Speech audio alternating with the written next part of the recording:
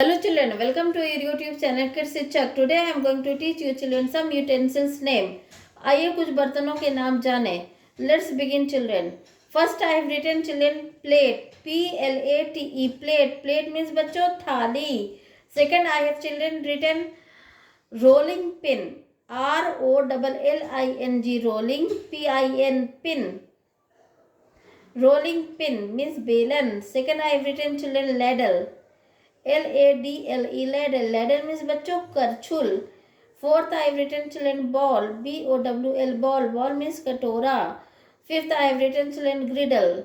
GRIDDLE griddle. Griddle means बच्चों तवा. Let's revise children. First I have written children plate. Plate means बच्चों थाली. Second I have written children rolling pin.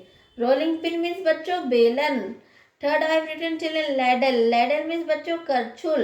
Fourth I have written children ball. Ball means बच्चों कटोरा.